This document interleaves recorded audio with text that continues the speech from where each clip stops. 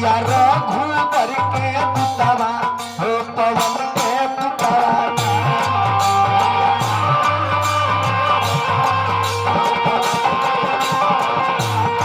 सिया रघुवर के पुतवा हो पवन के पुतवा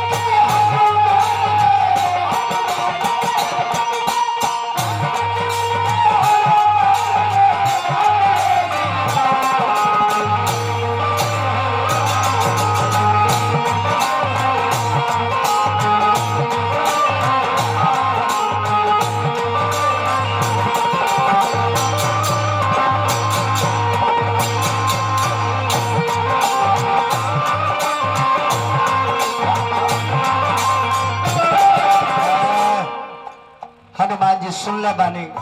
लिखल विवाह हम जानत नहीं थी पढ़ले बानी तो हम कहतनी देखले तो बानी ना सुनी सुनी भागल से भूतवा हो पवन के पुतवा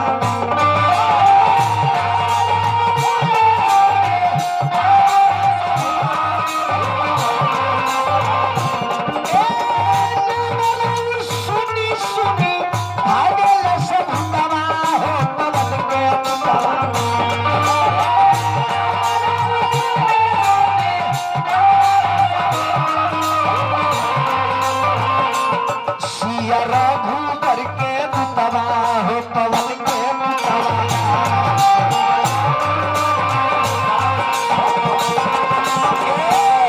कितना बड़ाई को ये कम हुई ए हनुमान राम नाम के सब चीज रुआ राम नाम के चाहिए सीना फाड़ के रुआ दिखा देनी रुआ अंदर राम सीता रहे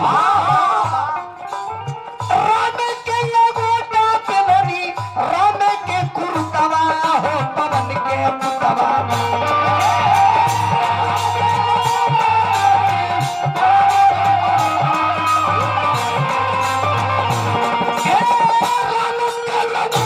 राम के कुरुतवा हो पवन के पुतवा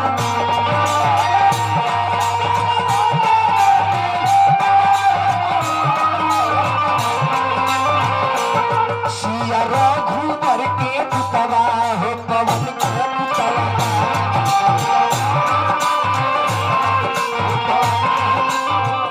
हमरे से काम मांगी बल बुद्धिया बुद्धि देहु मोही हरहु कले सभी का हमरे से कुछ मांगब ना आए हमरा खलवा आश्रम के गुरु भाई के माध्यम से 21 रुपया पुरस्कार गुरु के सम्मान गुरु भाई होले हम प्रणाम करतानी और मालिक से निवेदन करब दया दृष्टि बनल हो हम रहुआ से काम मांगी हनुमान जी के जीवन के कोनो तय बाना पल में परले हो जाए वाला बा काल का हो जाए कि होने के जाना पलक गिरेला तो समय हो जाए लेके जल्दी है तो हम रहुआ से इहे मांगो गाँव तनी बजाओ तनी जनता के सेवा करो तनी जब ले सांस बा तब ले हम ब्यास बानी सांस रुक जाई तो ब्यास बन ऐसे हनुमान जी एगो चीज हमरा के दे दे हमरा के बनाई लेती चरण के जुतवा हो पवन के पुतवा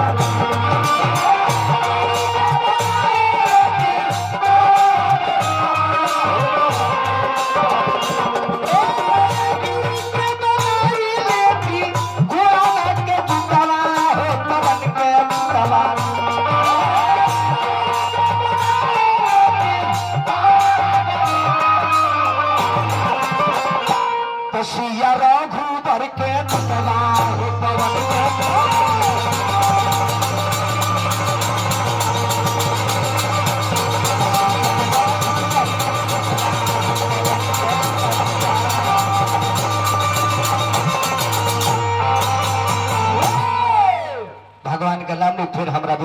से आनंद ली कहे के बाद कहे के बाद किसी आराम जानी की रहते हैं लेकिन हमरा कहे के बाद बुआ मैया मेरी दुनिया है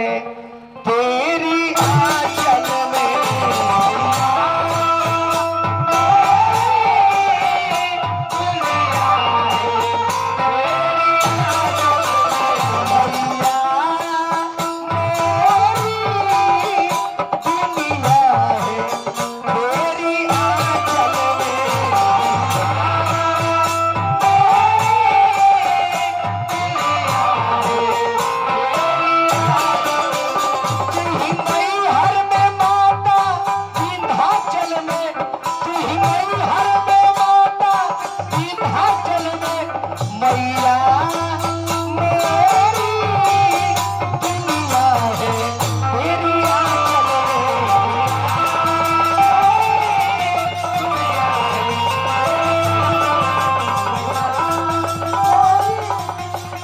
भाई सुभाष